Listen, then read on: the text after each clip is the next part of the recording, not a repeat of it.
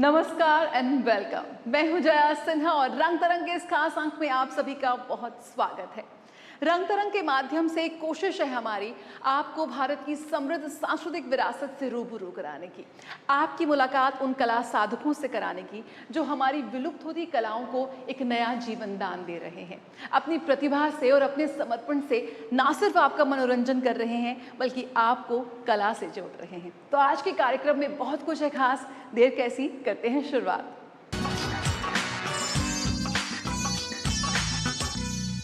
साल 2015 में भारत सरकार ने 7 अगस्त को नेशनल हैंडलूम डे मनाने का फैसला किया। एक दिन समर्पित हमारे देश के उन कारीगरों को, उन बुनकरों को जो भारतीय हथकरघा को आगे बढ़ा रहे हैं। एक कोशिश यहाँ पर सरकार की ओर से कि लोगों को भारतीय हथकरघा के विभिन्न पहलुओं से जागरूक किया जाए, उनको रूबरू कराया जाए। आज भारतीय परिधान पूरे विश्व में अपनी पहचान बना रहे हैं और देश के कोने कोने में बैठे इन कारीगरों को, इन बुनकरों को उनकी मेहनत का वो सम्मान मिल रहा है जिसके वो हकदार हैं। उन्हें राष्ट्रीय नहीं अंतर्राष्ट्रीय बाजार मिल रहा है। तो इस साल क्या खास आयोजन रहे, आइए देखते हैं। उपराष्ट्रपति जगदीप धनखड़ और केंद्रीय कपड़ा मंत्री गिरिराज सिंह, साथ ही केंद्रीय राज्य मंत्री के हाथों कार्यक्रम के शुभारंभ के दीप प्रज्वलित किए गए। ये दीप समर्पित हैं उन बुनकरों को जिन्होंने हजारों सालों से अपने हाथों से कपड़े बनाकर समाज को सभ्यता प्रदान की है। शहरों से लेकर गांव तक रोजगार का एक बड़ा साधन हथकरघा है। जो चलता है तो परिवार के दिए जल उठते हैं और सड़कों पर रंग बिरंगे लिबास नजर आने लगते हैं। विज्ञान भवन में 10वें राष्ट्रीय हथकरघा दिवस समारोह में ये सब कुछ देखने को मिला। आज पूरी दुनिया सस्टेनेबल चीजों पे जा रहा है। आज यूरोप में जो गारमेंट्स जा रहे हैं उसे क्यूआर कोड लगा के देखते हैं। महोदय, ये हैंडलूम 0 कार्बन फुटप्रिंट है। ये पीठलूम से लेकर के जो भी हमारे इसमें कहीं एनर्जी का एक नया पैसा नहीं लगता। ये पूरे दुनिया में हम इसे निश प्रोडक्ट के रूप में 0 वाटर फुटप्रिंट, ये आज की दुनिया में जब से ग्लोबल जो हमारे दुनिया के अंदर पर्यावरण की समस्या आई है उस समय से ऐसे चीजों पर हम जोर देते रहे हैं। राष्ट्रीय हथकरघा दिवस पर उपराष्ट्रपति जगदीप धनखड़ ने कहा कि अब वो समय आ गया है जब हम हथकरघा को एक ब्रांड बनाएं। आइए संकल्प लें, आदत डालें। हथकरघा की साड़ी, कुर्ते, शॉल और चूंकि ग्रामीण अंचल से आता हूं, घाघरा, चोली, लुंगी, ये फैशन बने, ब्रांड बने और खपत में गुणात्मक सुधार आए। इसको स्वदेशी आंदोलन की तरह आगे बढ़ाए। देश के अलग अलग कोनों से बुनकरों को उनकी मेहनत का फल अवार्ड के रूप में मिला, जिसे पाकर बुनकर बेहद भावुक और खुश नजर आए। I am the Ikat weaver from Telangana. I made for National Award saree. I made a 100 motif saree with using 10 natural colors. I am using. I am very happy to what I get to achieve this one. It is a most happiest thing for me and thanks for government. सबका ध्यान अपनी ओर खींचने वाले ये लोग आज खादी में हैं। ये कपड़े खादी के हैं। बुनकरों का हुनर यहाँ दिखाई दे रहा है। ये कपड़े आधुनिक फैशन में गढ़े हैं और पूरी तरह से आधुनिक दौर के हैं।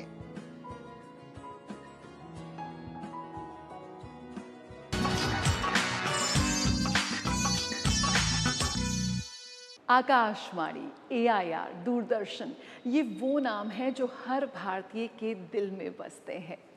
कई महत्वपूर्ण पहलुओं के साथ साथ जो भारत की शास्त्रीय विधाएं हैं, जो कलाएं हैं, उनके प्रचार प्रसार में इनकी अहम भूमिका रही है और ये सिलसिला बदस्तूर जारी है। इसी कड़ी में आइए आपको ले चलते हैं आकाशवाणी, जहां पर संगीत समारोह का आयोजन हुआ जिसमें देश के शीर्ष कलाकारों ने अपनी प्रस्तुति दी। और ख़ास बात ये थी कि इसका प्रसारण आकाशवाणी के साथ साथ दूरदर्शन पे भी हुआ ताकि ज़्यादा से ज़्यादा लोग इसका लुत्फ़ उठा सकें।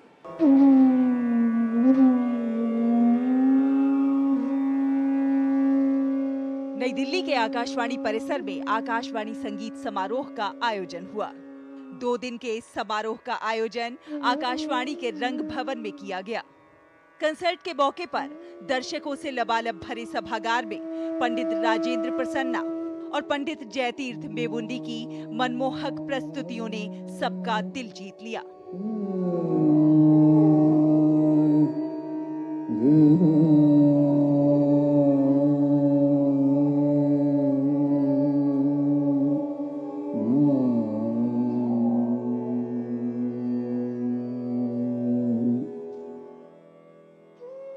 बनारस घराने से ताल्लुक रखने वाले पंडित राजेंद्र प्रसन्ना की बांसुरी की स्वर लहरियों से सभागार गूंज उठा।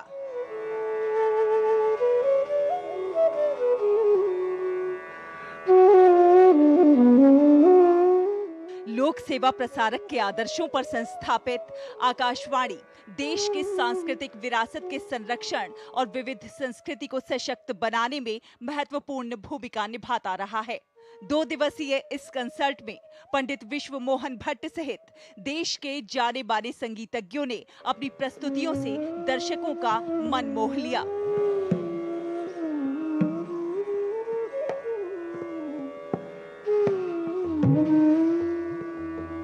हमारी जीवन की जो संगीत की शुरुआती मतलब मेरा खेल कूद से लेके संगीत की जितनी भी साधना आकाशवाणी से ही है। मैं 73 में यू वाणी से शुरू हुआ हूँ और बच्चों के प्रोग्राम से अभी आज ईश्वर की कृपा है कि मैं आज 25 साल से टॉप ग्रेड भी हूँ ऑल इंडिया रेडियो की तरफ से। एक्चुअली क्या है, आकाशवाणी की वजह से हम लोग का रियाज होता है।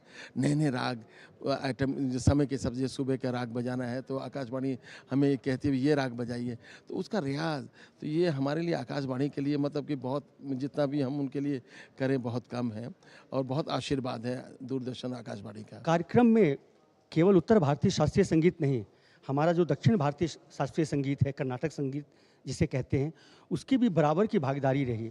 और इस कार्यक्रम में उस्ताद अलाउद्दीन खां साहब, उस्ताद हाफिज़ अली खां साहब, उस्ताद अलाउद्दीन खां साहब, उस्ताद अली अकबर खां साहब, विदुषी शरण रानी, पंडित जसराज जी, पंडित भीम सिंह जोशी जी, पंडित राजन साजन मिश्रा, माने ऐसे कोई भी कलाकार नहीं हैं जो इस संगीत सम्मेलन में जिन्होंने भाग नहीं लिया और आकाशवाणी के आमंत्रण पर जरूर पधारे। पंडित जयतीर्थ मेवुंडी किराना घराने के प्रमुख गायकों में से एक हैं। हुबली में जन्मे, उनकी प्रारंभिक शिक्षा घर पर ही हुई, जहां उन्होंने अनौपचारिक रूप से भजन और अन्य भक्ति संगीत गाए। उस दौरान वे रेडियो पर गाने सुनते थे, रागों की पहचान करते थे और सामान्य रूप से संगीत की सराहना करते थे। और इसीलिए उनका रेडियो से ये अटूट रिश्ता आज भी कायम है। कंसर्ट में जब पंडित जयतीर्थ मेवुंडी ने मल्हार गाई तो दर्शक झूम उठे।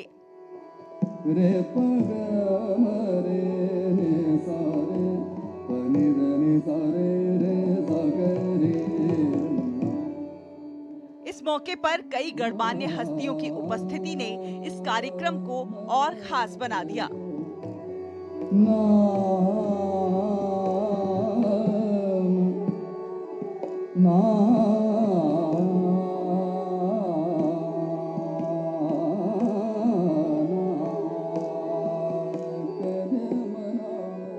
मैं हूँ कर्नाटक से, धारवाड़ से, तो धारवाड़ आकाशवाणी में भी है।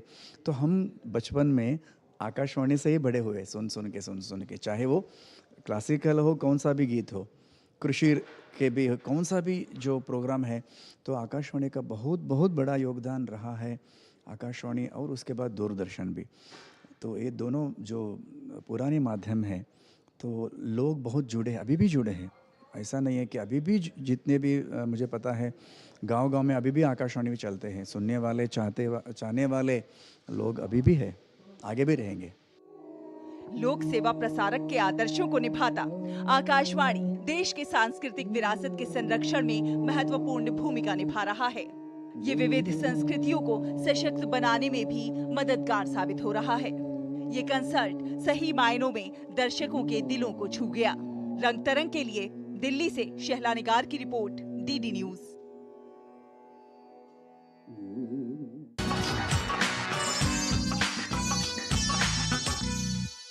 गोवा की लोक कला, कावी कला, जो एक समय पर विलुप्ति की कगार पर पहुंच चुकी थी, फिर युवा आर्टिस्ट सागर मुले ने इसमें नई जान फूंक दी। प्रधानमंत्री नरेंद्र मोदी ने कावी कला और सागर का जिक्र किया मन की बात कार्यक्रम में और इन्हें मिली एक नई पहचान। हाल ही में राजधानी दिल्ली में इनक्रेडिबल इंडिया प्रदर्शनी में हमारी मुलाकात हुई कावी आर्टिस्ट सागर मुले से। साथ ही इस प्रदर्शनी में हमने जाना कि किस तरह से नेशनल मैरीटाइम हेरिटेज म्यूजियम जो इस वक्त गुजरात में बन रहा है, उसको लेकर क्या कुछ प्रगति है।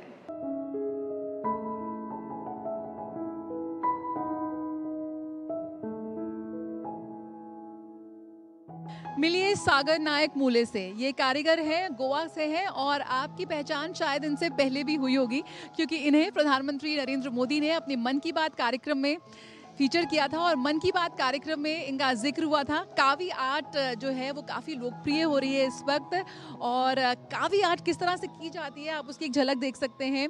थोड़ा सा बताइए कावी आर्ट कैसे करते हैं। Welcome to DD news again. इसके पहले भी आप डीडी न्यूज़ पर आ चुके हैं। मन की बात में आपका जिक्र किया था प्रधानमंत्री नरेंद्र मोदी ने, तब से लोग काफ़ी पहचानने लगे हैं आपको। हाँ मैडम, एक्चुअली मैं प्राइम मिनिस्टर और भारत सरकार शुक्रिया अदा करूँगा, कारण उनकी वजह से कावी आर्ट को आज राष्ट्रीय प्लेटफॉर्म मिला है। यूनेस्को की तरफ से अभी ग्लोबल प्लेटफॉर्म मिल रहा है और ये बहुत ही फ्रेश एंट्री है गोवा की मिट्टी के लिए और गोवा का कावी आर्ट। तो मैं एंजॉय कर रहा हूँ इस पूरे माहौल को। किस तरह से बनाते हैं इसके साथ आप थोड़ा सा समझाइए। एक्चुअली ये पहले सिर्फ दीवारों में रहता था और इसको पहले वॉल पुट्टी सी शेल्स में मिलाकर करते थे, लेकिन आज के ज़माने में जब ये फेड होने लगा तो मैं आज के ज़माने का टेक्नोलॉजी यूज़ करके काम कर रहा हूँ। मैंने कैनवास पर वॉल पुट्टी लगाना शुरू किया। उसके बाद ये हमारी ये लाल मिट्टी है ये जो आपको दिख रही है और वो उसका पिगमेंट बना के मैं करता हूँ और ये जो एक निडल है मैडम, इससे ये पूरा सब काम हो जाए। तो ये प्रोसेस है और यहाँ पे मैंने बहुत एक्सपेरिमेंट किए हैं। जैसे आप ये देख सकते हैं, ये हमारा गोवा का घुमट है। तो घुमट के ऊपर ये भी हेरिटेज इंस्ट्रूमेंट है, लेकिन यहाँ इंटरनेशनल प्लेटफॉर्म में आकर मैंने उस पर आर्ट बनाया है। जैसे आप उसको देख सकते हैं। तो ऐसे करके मैं सब गोवा को और हमारे गांव और हमारे मिट्टी को मैं आगे लेके जा रहा हूँ। बहुत ही सुंदर कोशिश है ये और एक कोशिश यहाँ पर रहती है। प्रधानमंत्री नरेंद्र मोदी ने भी मन की बात कार्यक्रम में देश के कोने कोने में छिपे हमारे जो कारीगर हैं, जो हमारी कलाएं हैं, जो कहीं ना कहीं विलुप्ति की कगार पर हैं, उन्हें एक राष्ट्रीय नहीं अंतर्राष्ट्रीय मंच दिया है और उसी की वजह से आज हम देख सकते हैं कि कावी आर्ट ना सिर्फ इस इनक्रेडिबल इंडिया प्रदर्शनी का हिस्सा बनी हुई है, बल्कि दुनिया भर से करीब 150 देशों से ज़्यादा जो लोग यहाँ पर पहुँचे हुए हैं उनको भी एक झलक मिल रही है इस कावी आर्ट की। ये कॉफ़ी टेबल बुक है जो यहाँ पर मन की बात, बिल्कुल मन की बात का जब 100वां एडिशन हुआ था तो उसमें सागर नायक मूले को फीचर किया गया था। वो एक बहुत अच्छा एक्सपीरियंस था मन की बात में। मैडम, उस टाइम मेरे चित्र उपराष्ट्रपति को लेकर सब डिग्निटरीज को दिए गए थे। तो ये गोवा के लिए बहुत बड़ी बात है मैडम और कावी कला के लिए। और अभी मतलब पीएमओ की तरफ से मुझे रिपब्लिक डे के लिए स्पेशल गेस्ट के रूप में बुलाया था, शपथ विधि में बुलाया था। तो एक कॉमन मैन तक प्राइम मिनिस्टर और भारत सरकार कैसे पहुंचते, ये बहुत ही एक जीता जाता उदाहरण है मैडम। तो मैं सबको विश करता हूँ और सबको बधाई देता हूँ कि ऐसे ही काम करते रहो और भारत का नाम ऊंचा करें।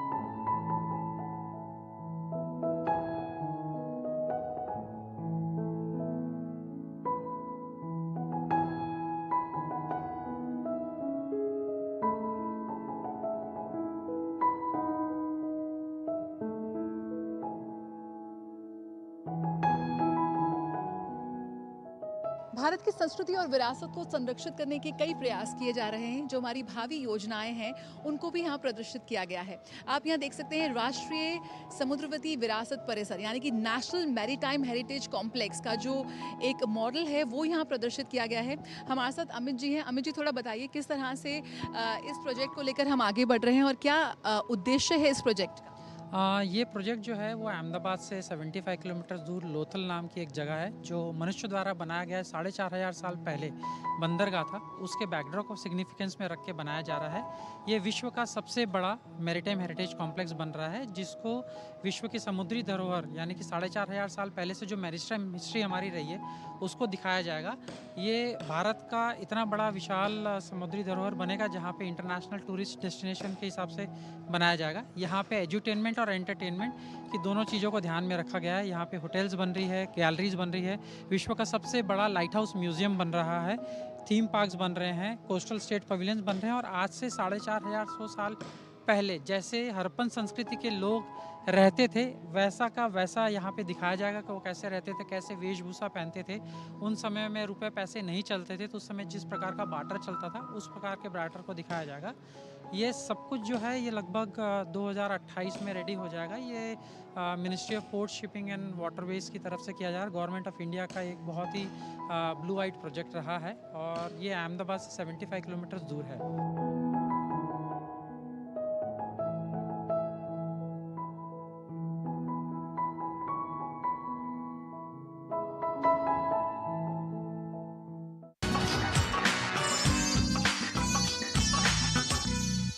हेरिटेज वॉक्स, क्या आपने कभी सुना है इनके बारे में? आजकल ये बड़े फैशन में है। हमारे देश के प्राचीन शहरों को, पुराने गली मोहल्लों को पैदल चलकर उनका अनुभव करना, एक एक चीज़ को बारीकी से महसूस करना और देखना, वहाँ के जो स्थानीय लोग हैं यानी कि लोकल्स के साथ बात करना और उनके साथ उनकी किस्से कहानियाँ सुनना, बहुत मज़ा आता है, एक अलग ही अनुभव होता है। तो इस अनुभव को, इस मज़े को अब आप एक किताब के ज़रिए भी समझ सकते हैं, exhibiting India the art of heritage walk, और इसे लिखा है प्रसिद्ध नृत्यांगना, लेखक, शिक्षाविद और संस्कृतिकर्मी नवीना जाफा ने। Hi, I am presenting a book that hopes to be a groundbreaking work on heritage tourism and conserving culture. हमारे देश की प्राचीन शहरों, ऐतिहासिक मोहल्लों और पुरातात्विक स्थलों से होकर गुजरने वाली पदयात्राएं भारत के विरासत, वास्तुकला और परंपराओं की गहरी समझ प्रदान करती हैं। भारत के सांस्कृतिक विरासत का संग्रह अब आप पढ़ सकते हैं किताब exhibiting India art of heritage walk में, जिसे लिखा है प्रख्यात नृत्यांगना, संस्कृतिकर्मी और शिक्षाविद नवीना जाफा ने। बीते हफ्ते इस किताब का विमोचन हुआ नई दिल्ली के इंडिया इंटरनेशनल सेंटर में, जिसमें कला और सांस्कृतिक जगत के कई नामी चेहरे शामिल हुए। Exhibiting India art of heritage walks कैसे भारत, अतुल्य भारत को प्रदर्शित करते हैं पर्यटन में और विरासत की सैर कैसे बनाते हैं। ये एक पुस्तक है क्योंकि इसमें नए नए तरीके और विधियाँ दी हुई हैं कि भारत को नई नज़रों से कैसे देखें। मैं शुक्रगुजार हूँ ministry of information and broadcasting government of India की पब्लिकेशन ऑफ डिवीज़न में इतनी ज़बरदस्त किताब इन्हें निकाली है। डॉक्टर नवीना की यात्रा उनकी उपलब्धियों की तरह ही प्रेरणादायक है। भारतीय प्रदर्शन कला के क्षेत्र में उन्होंने एक अमिट छाप छोड़ी है। देश की विरासत के संरक्षण में जुटी डॉक्टर नवीना की प्रतिबद्धता का एक और शानदार उदाहरण पेश करती है ये किताब। इस शाम को और मजेदार और यादगार बनाया गया एक वर्चुअल हेरिटेज वॉक के जरिए, जिसमें कलाकारों ने राजस्थान के मशहूर भानगढ़ किले की सैर कराई दर्शकों को वहां बैठे बैठे। बहरूपीय कला को प्रस्तुत करते हुए शमशाद खान एक जिन की भूमिका में मंच पर आए। लेकिन मेरे आका, जल्दी से बतलाओ क्या हुक्म है मेरे आका? कहो तो चुटकी में समंदर की रेत कर दूं, आसमान में छेद कर दूं, घंटों का काम मिनटों में होते काम को बंद कर दूं मेरे आका। लेकिन आप मुझे चश्मे में सीधा मत देखो मेरे आका। तो वहीं जादूगर जुनैद शाह और स्नेक चार्मर्स महिपाल चौहान और शीशनाथ ने अपनी कला का प्रदर्शन किया। चलो थोड़ी देर के लिए हट।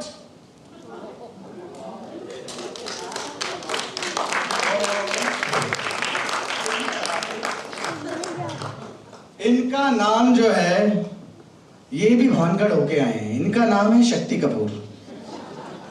इन तीनों कलाकारों ने अपने कला के जरिए वहां मौजूद दर्शकों को भानगढ़ किले की सैर कराई। आवाज सुनाई देती है और वहां रात के समय किसी को भी जाने की इजाजत नहीं है मेरे आका।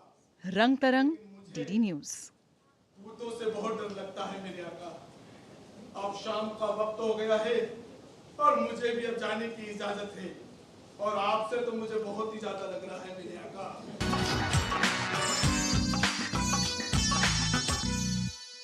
बनारस और बर्लिन दुनिया के दो बेहद अलग शहर, लेकिन क्या आपको लगता है कि इन दोनों शहरों की सांस्कृतिक विविधता में कोई समानता या समरसता नजर आएगी? आइए आपको लिए चलते हैं एक बेहद खास उपन्यास के विमोचन पर। बनारस मीट्स बर्लिन ये एक ऐसा उपन्यास है जिसमें लेखिका डॉक्टर योजना शाह जैन ने बनारस और बर्लिन के बीच के रिश्ते को, बीच के रोमांस को और बीच की एकता को दिखाने का एक प्रयास किया है। दुनिया के कोने कोने में रह रहे प्रवासी भारतीय आज अपने वतन से दूर रहकर भी भारत से जुड़े हुए हैं।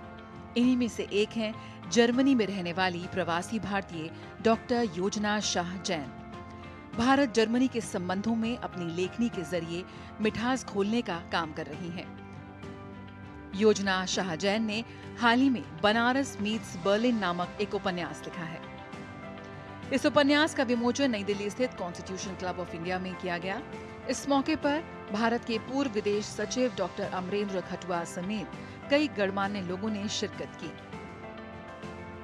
Prima facie, this book is a romantic fiction, but actually it is much more than that. It celebrates the connections between two cities, two cultures. It talks about India and Germany, in particular Banaras and Berlin. It is set against the backdrop of socio-cultural, political situations in India and Germany at the moment. And at the same time, it's a raw and intense portrayal of the challenges that immigrants face when they move to Germany. Banaras meets Berlin Indo German प्रेम और romance पर आधारित है, जो दो शहरों की समृद्धशाली सांस्कृतिक एकरूपता के दर्शन कराती है।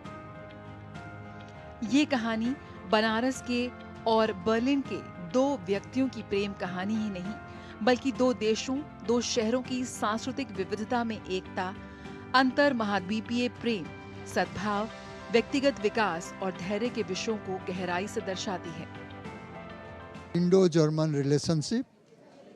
Two persons, Ragini and Ricky, from Banaras and Berlin, how they connect with each other during difficult period, during their emotional struggle, during the post-COVID period, on the background of Berlin Wall falling, is very nice. It's excellent reading. योजना जैन पिछले करीब 6.5 वर्षों से Germany में रह रही हैं और आईजीकी के इंडो जर्मन कनेक्ट और भारत के मिशन और दूतावास के साथ जर्मनी और यूरोप में भारत की संस्कृति, साहित्य और हिंदी के प्रचार प्रसार के लिए काम कर रही हैं। रंग तरंग के लिए शैला निगार की report, DD news, Delhi.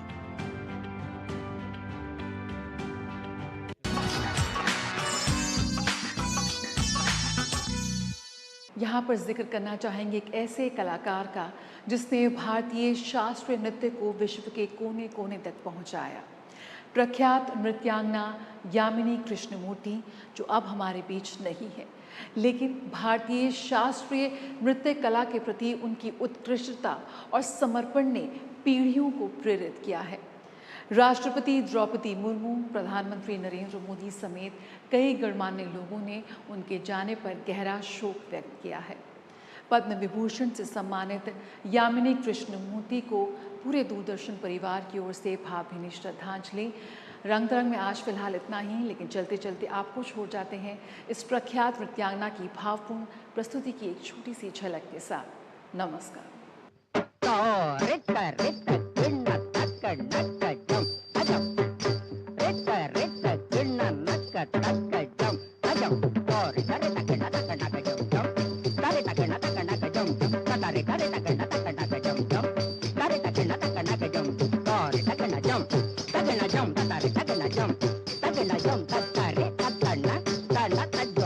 No, no. Atake,